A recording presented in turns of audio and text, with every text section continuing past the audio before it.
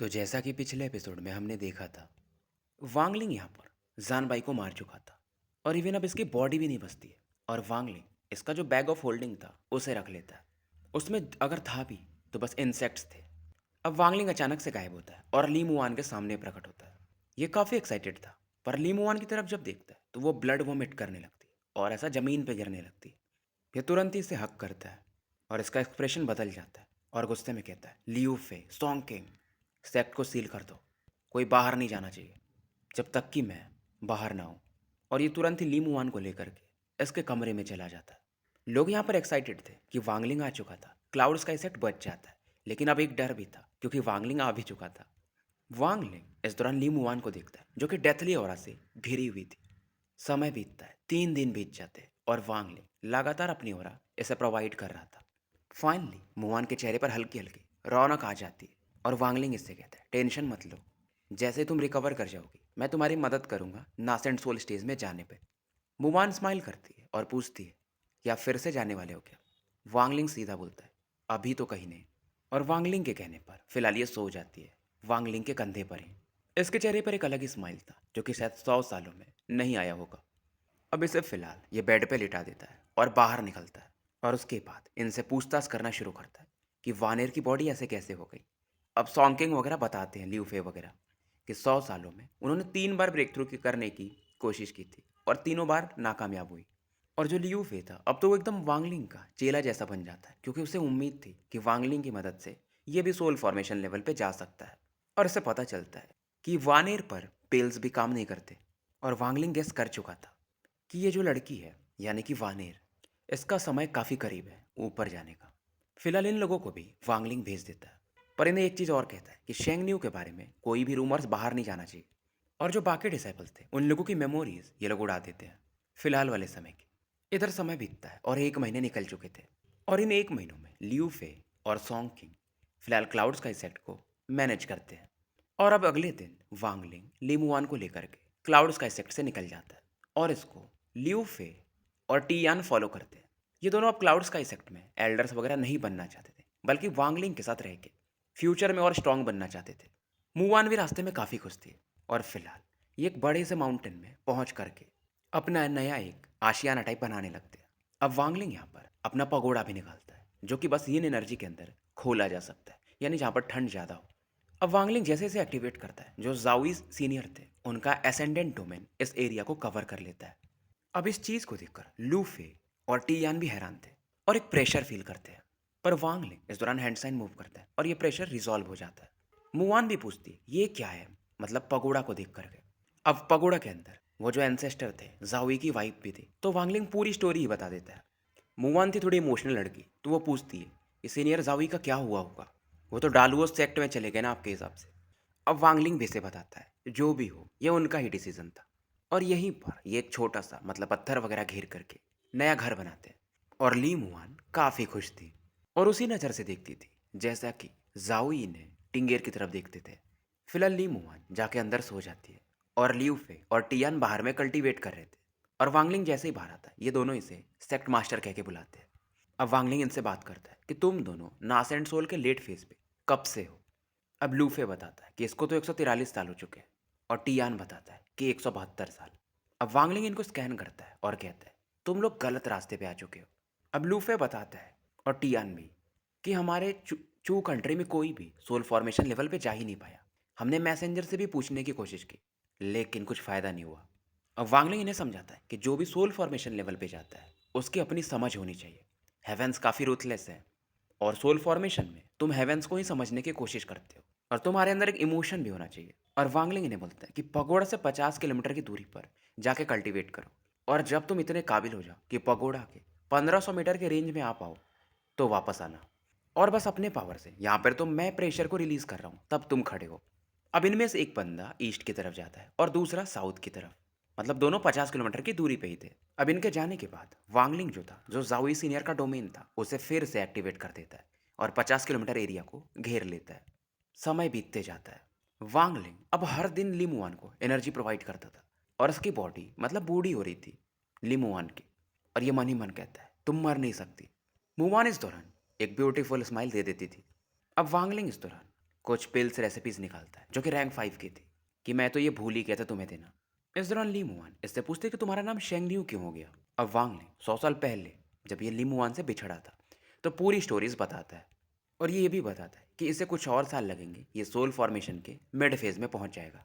उसके बाद ये रेड बटरफ्लाई को हरा सकता है। और मुआन इस दौरान कहती है कि वांगलिंग, मुझे सी ऑफ डेविल्स दोबारा देखना है, हाउफेन कंट्री को भी देखना है।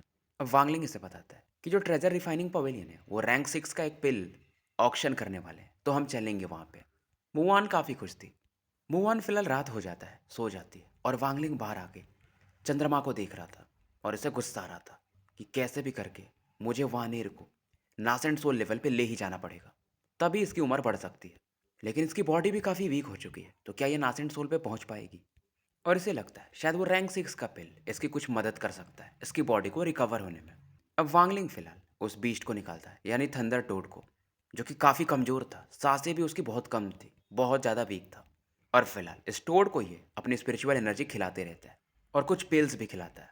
समय के साथ थंडर टोड भी थोड़ा अच्छा हो जाता है, और ये बीस्ट ट्रैप जानबूझ के नहीं हटा रहा था, क्योंकि बीस्ट ट्रैप की मदद से इस बीस्ट को वांगले की ऑरा बीच बीच में मिलते रहती थी, तो वो जिंदा था, क्योंकि अभी भी ये पूरी तरह से रिकवर नहीं हुआ था। इधर समय बीतता है और वांगलिंग नए नए रेस्ट्रिक्शंस सीखते जाता है। अब तक ये 145 ग्रुप बना सकता था रेस्ट्रिक्शंस का, पर इसका इरादा था 999 ग्रुप का रेस्ट्रिक्शन बनाना। 3 दिन और बीतते हैं। वांगलिंग, लीमुआन, टाइयान और ल्यूफे कि ये किसी और डायरेक्शन में निकल जाते हैं, और पहली बार ल्यूफे हो या टियान हो, ये वांगलिंग को देखते हैं एंशियंट ट्रांसफर एरे यूज़ करते हुए। और फिलहाल ये लोग हाउफेन कंट्री के बॉर्डर के करीब पहुंच चुके थे। ये लोग ट्रैवल करते रहते हैं, और फाइटिंग अवेल सेक्ट करके था एक सेक्ट नांडो सिटी के पास, वहां पहुंच चुके थे। वांगलिंग स्कैन करता है और फाइटिंग अवेल सेक्ट अब यहाँ पे था ही नहीं, बस यहाँ पर लो लेवल के कुछ डेमोनिक बीस्ट रहते थे। और लिमुआन इस दौरान कहती है कि तुम्हें याद है, इसी तरफ से ले गए थे। वांगलिंग भी कहता है, हाँ समय बदलता है, लोग बदलते हैं। और इन्हें उस गुफा की भी याद आती है जहाँ पर ये लोग मतलब कई साल रुके थे। क्या वो फिर से अभी भी होगा, ऐसा ली मुआन कहती है। अब वांगलिंग अपने हाथों को मुआन के कमर पे फेरता है, और दोनों काफ़ी तेजी से उस डायरेक्शन में बढ़ जाते हैं। ल्यूफे और टियान इसे फॉलो करते हैं, और इन्हें याद आता है कि ऐसा रूमर था कि एल्डरली लीमुआन को कहते हैं कि सी ऑफ डेविल्स में रहती थी, शायद वो सही था। टियान भी कहते हैं लगता है इसी तरह एल्डरली और सेक्ट मास्टर मिले थे। सेक्ट मास्टर ये वांगलिंग को कहते हैं। रास्ते में ये दोनों बात करते हैं कि पगोड़ा से ज़्यादा करीब ये जा नहीं पा रहे हैं, लेकिन ये ट्राई करते रहेंगे। फिलहाल ये दोनों यानी वांगलिंग और लीमुआन उस केव के करीब पहुंच जाते हैं, और जहाँ पर वो केव था शायद वो था नहीं अब। तो लीमुआन की आंखें थोड़ी निराश हो जाती है। वहाँ पे एक ड्रैगन फॉर्मेशन हुआ करता था, वो भी शायद गायब था। अब ये सब देख करके लिमुआन के आसपास का जो डेथली हो रहा था वो और ज़्यादा स्ट्रांग हो जाता है, और ये कहती है मुझे हाउफेन ज़्यादा नहीं रहना है। पिल रेसिपीज लेते हैं और अपने घर वापस लौटते हैं। पर वांगलिंग कहता है गुफा गायब नहीं हुआ है। वांगलिंग इस दौरान अपनी ऑरा यूज़ करता है और अंडरग्राउंड में एक क्रैक कर देता है, और ये क्रैक फैलते जाता है, और नीचे में एक माउंटेन दिखता है। बेसिकली ये माउंटेन धंस गया था। अब गुफा भी दिखता है, तो लीमुवान काफ़ी खुश हो जाती है।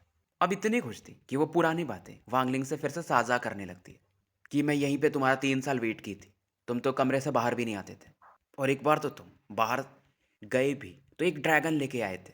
मैंने पूछना भी था कि तुम्हें कैसे मिला, पर उस समय मैं तुमसे डरती थी। फिलहाल यहाँ पर कुछ समय बिताने के बाद ये लोग यहाँ से भी निकल जाते हैं, और उस ट्रेजर रिफाइनिंग पवेलियन के अब ये करीब थे। वांग ले इस दौरान टियान को आदेश देता है कि इनविटेशंस लेके आओ, क्योंकि हमें जाना भी तो रहेगा। ऑक्शन का टाइम भी आ जाता है, 7 दिन बीत जाते हैं। अब यहाँ पे वही मिडिल एज मैन था जो कि वांगलिंग को उस समय वो कुछ रेसिपीज दिया था, और जैसे ही वांगलिंग को ये देखता है ये तुरंत ही रेस्पेक्ट दिखाता है, और वांगलिंग से कहता है कि आप 3rd फ्लोर पे चलो, ये 2nd फ्लोर उतना सही नहीं है। लोग हैरान थे, हालांकि वांगलिंग के ऑरा को ये फील नहीं कर पा रहे थे, पर ली मुआन के ऑरा को देखकर कि ये वुमेन तो कोर फॉर्मेशन के लेट फेज में है, और इतनी वीक बॉडी। लेकिन ल्यूफे और टियांग को देखकर थोड़े चकित होते हैं, क्योंकि दोनों नास एंड सोल के लेट फेज में थे। और इन्हें हैरानी होता है क्योंकि वांगलिंग एक इंसान की तरह दिख रहा था, और उसके ये दोनों फॉलोअर थे इतने पावरफुल होकर। इधर वांगलिंग का स्वागत सत्कार हो रहा था। वहीं डेविल रेबल सिटी जहाँ पर अभी वांगलिंग था, यहाँ से 10,000 किलोमीटर की दूरी पर एक गुफा था जमीन के नीचे। वहाँ पे एक ओल्ड मैन बैठे थे जो कि कल्टीवेट कर रहे थे, और अचानक से अपनी आंखें खोलते हैं, और इनके सामने एक ब्यूटीफुल लेडी का इमेज बनता है, और इन्हें कुछ चीज़ें बताती है, फिर गायब हो जाती है, क्योंकि वो बता रही थी कि एक सोल फॉर्मेशन लेवल का बंदा है हमारे ट्रेजर रिफाइनिंग पवेलियन में, इसलिए ओल्ड मैन अब यहाँ से निकलते हैं। ये वही बंदा था जिससे वांगलिंग भी मिल चुका है। और कब मिला था? जब वांगलिंग कोर फॉर्मेशन लेवल पे था। दोबारा भी मिला था। इस बंदे ने वांगलिंग पर लोटस सील लगाया था, अगर आपको याद हो तो। दोबारा वांगलिंग इससे क्योटिक ब्रोकन स्टार में मिला था। बट तब ये ओल्ड मैन वांगलिंग को नहीं पहचान पाया था। अगर अब मिलता है तो तीसरी बार था। फिलहाल वांगलिंग और लीमुआन यहाँ पे बैठे हुए थे और दोनों बातें कर रहे थे। ल्यू फे और टाइटान या टाइयान जो भी नाम है, ये इधर बगल में ही बैठ के कल्टीवेट करते रहते और वांगलिंग बीच बीच में इन्हें समझाते रहता था। दोनों लेट स्टेज पे तो थे, लेकिन लेट स्टेज के पीक पर भी नहीं पहुंचे थे। अब अचानक से ल्यू फे और टाइयान एक डिवाइन सेंस फील करते और ये अपनी आंखें खोल लेते और किसी के चीखने की आवाज़ आती है। वांगलिंग ध्यान भी नहीं देता और ये ली मुवान से बात करते रहता है, क्योंकि वांगलिंग के लिए ली मुवान के साथ समय बिताना ज़्यादा जरूरी था। अब डिवाइन सेंस इनकी तरफ बढ़ती है। ल्यूफे और टाइयान अपने डिवाइन सेंस उस तरफ बढ़ाते और इन्हें गुस्सा आता है कि भाई कौन है। और दोनों इस दौरान वांगलिंग को बताते हैं कि शायद ये जो भी है ये सोल फॉर्मेशन लेवल पे नहीं है, नासेंट सोल के पीक पर है और करीब है सोल फॉर्मेशन के। और इसी दौरान एक बंदर कमरे में एंटर करता है। इस बंदे ने नॉर्मल ड्रेस पहना था और ये वांगलिंग की तरफ देखता है और ये काफ़ी गुस्से में था। वांगलिंग इसे कोल्ड लुक देता है और ओल्ड मैन जैसे इसकी नज़रें मिलती ये तुरंत ही पीछे हट जाता है। इसके पसीने छूटने लगते हैं। इसे लगता है मन उसका नासेंट सोल उसका कबाड़ा होने वाला है, यानी वो टूटने वाला है। ये समझ जाता है कि सामने वाले सोल फॉर्मेशन पे होंगे और तुरंत ही कहता है कि सीनियर, मुझे नहीं पता था कि आप यहाँ पे हो। उम्मीद है आप मुझे माफ़ कर दोगे। वांगलिंग इस ओल्ड मैन की तरफ देखता है और फैमिलियर फील करता है। पर तभी नीचे से एक और बंदा आता है और कहता है, मुझे सुनने में आया था कि कोई सोल फॉर्मेशन का बंदा यहाँ पर है, तो आप हो। और ये ओल्ड मैन वांगलिंग को पहचान जाता है। जो फ्लेम थ्रेड्स की बात हो रही थी, जो कि वांगलिंग ने क्योटिक ब्रोकन स्टार्स में मॉस्क्वीटो को खिलाया था, वहां पर ये दोबारा मिले थे और इनकी बात उस बारे में होती है। वैसे तो ये ओल्ड मैन वांगलिंग को नहीं पहचान सकता था, क्योंकि वांगलिंग ने उस समय स्ट्रॉ हैट पहना था। लेकिन फिजिकल बॉडी की मदद से ये पहचान जाता है। इसके पास कोई सीक्रेट टेक्निक था। फिलहाल ऑक्शन शुरू हो चुका था और ये ऊपर की फ्लोर से इन चीज़ों को देख रहे थे। अब ओल्ड मैन इस दौरान वांगलिंग से ये कहता है कि शायद मैं तुमसे क्योटिक ब्रोकन स्टार के अलावा कहीं और भी मिला था, लेकिन इसे याद नहीं आ रहा था। अब इस दौरान वांगलिंग की नज़र एक और बंदे पे पड़ती है, क्यू सिपिंग पे। और इसे बोलता है, यार बहुत समय हो गए मिले हुए आपसे। क्यू सिपिंग भी अवाक था कि आप मुझे जानते हो। वांगलिंग स्माइल करता है कि समय तो लंबा हो गया, शायद आप भूल चुके हो। अगर मैं आपका नाम दोबारा नहीं सुनता तो मैं भी भूल जाता। आपको याद होगा कि दो नासेंट सोल समय मिले थे और हमने एक दूसरे से बांटे थे और आपने मुझे मैप भी दिया था। कि आपको याद आया? क्यू सिपिंग अवाक था कि वांगलिंग तुम सोल फॉर्मेशन पे पहुंच चुके हो। अब वांगलिंग इस दौरान ये जो सोल फॉर्मेशन वाले ओल्ड मैन थे उनकी तरफ देखकर कहता है कि आपको अब कुछ याद आया? ओल्ड मैन भी हैरान था कि वो तुम हो जिस पर मैंने लोटस सील लगाया था और तुम फिर भाग गए थे। और इस बंदे को लालच था जी रियल्म का। ये वांगलिंग का जी रियल्म उस समय हासिल करना चाहता था। इसे भी नहीं लगा था कि 100 सालों में ये बंदा सोल फॉर्मेशन लेवल पे होगा, इसके बराबर के कल्टीवेशन लेवल पे। और ओल्ड मैन भी अब कहता है, यार मैं उस समय रेकलेस था। उम्मीद है कि तुम कोई ग्रज नहीं रखोगे।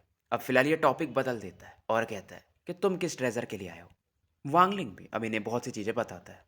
अब बारी आ गई थी समय के साथ पिल रेसिपी की और बहुत लोग तैयार थे। क्यू सिपिंग भी ऐसी चीज़ के लिए आया था। और इस समय लीमुआन थोड़ी नर्वस थी, क्योंकि जो प्राइस था इस पिल रेसिपी का वो 10,000 हाई क्वालिटी के स्पिरिचुअल स्टोन्स थे। हालांकि हाई क्वालिटी के स्पिरिचुअल स्टोन, लेकिन वांगलिंग के पास उससे भी टॉप क्वालिटी के स्पिरिचुअल स्टोन्स थे। या फिर वांगलिंग उसके जगह सेलेस्टियल जेड को भी यूज़ कर सकता है। पर वांगलिंग सोचता है कि यार ये सब चीज़ें सही नहीं है। अब ये इस दौरान एक वुड कार्विंग बाहर निकालता है और इस वुड कार्विंग पर बहुत सारे ब्लड वेन्स को, यानी नसों को देखा जा सकता था, जो कि एक पपेट के समान था। और इस प्रकार का ट्रेजर सी ऑफ डेवल्स वाले चाहते भी है। व्हाइट हेड ओल्ड मैन जैसे ही देखता है वो हैरान था। अब वांगलिंग इस वुड कार्विंग को ऑक्शन की तरफ उछाल देता है, यानी जो ऑक्शन कर रहा था, कि मैं इस चीज़ के बदले उस पिल रेसिपीज को चाहता हूँ। पर इसका दाम ये लोग बस 5,000 स्पिरिचुअल स्टोन के बराबर लगाते, लेकिन पिल रेसिपी के लिए 10,000 स्पिरिचुअल स्टोन्स चाहिए थे। और इस दौरान जो व्हाइट ओल्ड मैन वांगलिंग के बगल में बैठे थे वो बोलते, यार इसका तो 20,000 मैं स्पिरिचुअल स्टोन तुम्हें दे सकता हूँ। वांगलिंग स्माइल करता है, तो इसको इसका दाम 20,000 लग जाता है। इधर ऑक्शन में वो पिल रेसिपी का भी दाम बढ़ता है और क्यू सिपिंग भी वांगलिंग को इसके वुड कार्विंग के बदले 40,000 स्पिरिचुअल स्टोन्स बोलता है। अब इतने ज़्यादा दाम बढ़ते थे क्योंकि पिल रेसिपी का भी दाम बढ़ रहा था। तो वांगलिंग बोलता, यार एक तो इसके मटेरियल्स नहीं मिलेंगे, अगर ये पिल होता तो बात अलग थी। वांगलिंग के दिमाग में कुछ आइडिया आता है। ये सीधा बोलता है ल्यू फेयरटियन को कि वानिर को प्रोटेक्ट करो, मैं आता हूँ। वांगलिंग यहाँ से गायब होता है और फिलहाल ये डेविल रेबल सिटी के बाहर खड़ा था और इसकी नज़रें यहाँ से 3,000 किलोमीटर की दूरी पर थी, जहाँ पर एक गर्ल थी ग्रीन ड्रेस में और उसके साथ एक ओल्ड मैन थे। और ओल्ड मैन वांगलिंग को देखकर तुरंत ही ग्रीट करते हैं, खास करके वो लड़की। और वांगलिंग बोलता है, तुमने मुझे यहाँ पर बुलाया है, तो कुछ कारण होना चाहिए। अब ये लड़की कहती है कि मैं आपको एडमायर करती हूँ। ये लड़की भी थर्ड फ्लोर पे थी। इससे पता था कि वांगलिंग सोल फॉर्मेशन का कल्टीवेटर है और इसी ने बिल रेसिपी का दाम बढ़ाया था। और वांगलिंग कोल्ड वॉइस में कहता है कि समय मेरा वेस्ट मत करो। अब इस दौरान ओल्ड मैन जो था वो आगे आता है। वांगलिंग इस ओल्ड मैन को देखता है और कहता है, तुम सोल फॉर्मेशन पे तो हो, पर तुम्हारा कल्टीवेशन स्टेबल नहीं है और तुमने किसी और का डोमेन यूज किया था इस लेवल तक आने में। पीछे हट हट जाओ। ओल्ड मैन हैरान था। ओल्ड मैन पीछे नहीं हट रहा था। वांगलिंग इस दौरान अपनी ऑरा रिलीज करता है। ओल्ड मैन इस दौरान अम्ब्रेला को खोलता है। वांगलिंग कहता है, तुम अपने को ज्यादा समझ रहे हो। अब वांगलिंग की बॉडी से स्पिरिचुअल एनर्जी निकलती है और अम्ब्रेला में तुरंत ही क्रैक्स आने लगते हैं और ओल्ड मैन काफी पीछे जाके गिरता है। और वांगलिंग ने फिलहाल इसे मारा नहीं था। अब वांगलिंग की नजरें उस लड़की पे थी। अब ये लड़की वांगलिंग को एक बॉक्स देती है। वांगलिंग इस बॉक्स को डिवाइन सेंस से देखता है और इसका एक कॉपी बना लेता है और इस लड़की को ये बॉक्स वापस कर देता है। लड़की भी माफ़ी मांगती है कि सीनियर मैं थोड़ी रूड थी, पर मेरी मजबूरी थी। और ये बताती है कि मेरे पिताजी फेंट मिस सेक्ट ऑफ जाऊ के हैं। वो एक बार इमॉर्टल ग्रेवयार्ड में एंटर किए थे 20 साल पहले और अभी तक वापस नहीं आए। सुजाकू प्लेनेट पे दो सबसे खतरनाक जगह, उनमें से ये जगह एक था। दूसरा था नाइन घोस्ट डेजोलेट वैली। क्या आप मेरी मदद कर सकते हो? मेरे पिताजी तो शायद नहीं होंगे, पर उनकी चीज़ें मुझे वापस मिल जाएंगी। लड़की की आंखों में एक अलग उदासी थी। पर वांगलिंग मिस्त्री कहते हैं कि फिलहाल मेरे पास समय नहीं है। और वांगलिंग इस दौरान ऐसे एक स्पिरिचुअल स्टोन देता है या कुछ भी जिसका कीमत 20,000 के बराबर होगा और बोलता है कि मैंने जो कॉपी बनाई है समझ लो इसके प्राइस है। और वांगलिंग फिर यहाँ से गायब हो जाता है। तो स्टोरी यहीं समाप्त करते हैं और मिलते हैं फिर कल एक नए वीडियो के साथ।